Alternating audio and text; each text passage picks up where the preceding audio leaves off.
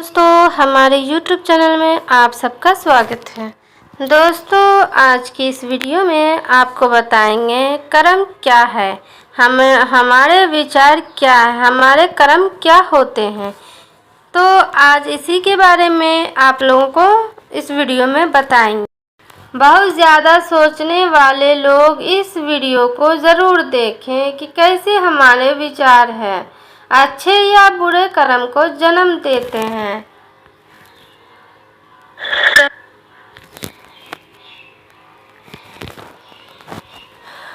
तो दोस्तों वीडियो शुरू करते हैं। एक राजा था, वो अपने मंत्री के साथ देश का भ्रमण करने निकला। भ्रमण करते करते राजा और मंत्री एक बाजार में पहुंच गए। उस बाजार में राजा का ध्यान एक दुकानदार के ऊपर गया। उस दुकानदार को देखते ही राजा के मन में न जाने क्यों ये विचार आया कि मैं इस दुकानदार को कल फांसी की सज़ा दे दूं। यह बात राजा ने अपनी मंत्री को बताया।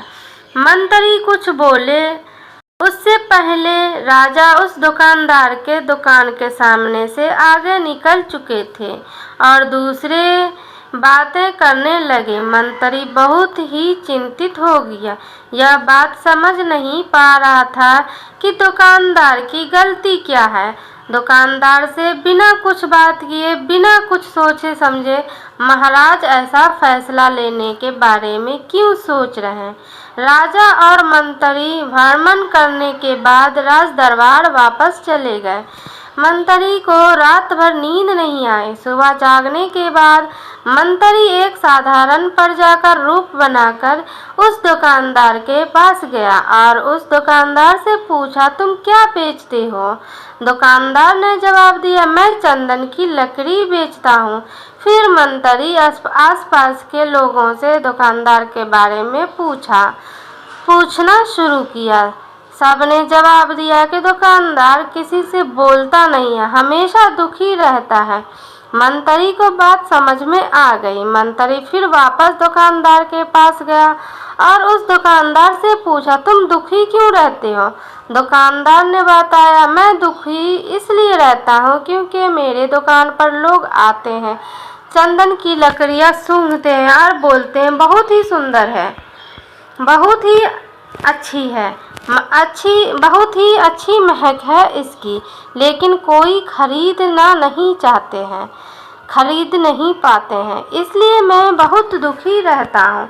मंत्री दुकानदार की बात सुनकर खुद भी भाव विभोर हो गया। कोई भी दुकानदार दुखी क्यों ना हो अगर उसके दुकान का कोई भी सामान खरीदा ना जाए, जबकि सामान में कोई कमी ना हो। मंत्री सोचने लगा कि यह दुकानदार अपने दुखों के वजह से इतना दुखी रहता है, परंतु राजा इस दुकानदार को फांसी पर क्यों लटकाना चाहते हैं। अर्थात राजा के मन में आए हुए विचार का उत्तर अभी तक मंत्री को नहीं मिला था। मंत्री ने फिर दुकानदार से पूछा, भाई तुम क्या करोगे अगर तुम्हारे दुकानदार की सारी चंदन की लकड़ियां ऐसे ही रखी रह जाएगी? तो दुकानदार ने गुस्से से भाव में बोला, हाँ मैं जानता हूँ मेरी चंदन की लकड़ियां ऐसे ही रखी रह जाएंगे, कोई नहीं खरीदेगा, इसलिए मैं सोचता हूँ कि हमारे देश का राजा जल्दी से मर जाए। अगर वह जल्दी से मर जाता तो मैं इस राज्य दरबार में उस राजा के दाह संस्कार के लिए अपने चंदन की लकड़ी देता, जिससे मुझे कुछ पैसे मिल जाते और इस बाजार के अलावा बाकी के लोगों को भी मेरी चंदन की लकड़ी के बारे में पता चलता, तो फिर शायद कुछ न कुछ लोग मेरी दुकान से ज़रूर खरीदने आते चंदन की लकड़ी। मंत्री दुकानदार की बात सुनकर सब कुछ समझ गया और उसके मन में एक विचार आया। मंत्री ने दुकानदार से चंदन की कुछ लकड़ियां खरीदी। इस खरीदारी से दुकानदार को कुछ पैसे भी मिल गए और वह थोड़ा खुश भी हो गया। मंत्री चंदन की लकड़ियों को लेकर वापस राज दरबार चला गया। राज दरबार पहुंचकर मंत्री ने उन चंदन की लकड़ियों को राजा के समक्ष रख दिया और बोला कि हे राजन, ये चंदन की लकड़ियां उसी दुकानदार ने आपको भेंट किया है जिस दुकानदार को आप फांसी देने के लिए सोच रहे थे। राजा उन चंदन को सूंघे तथा सूंघने के बाद बड़े ही प्रसन्न हुए।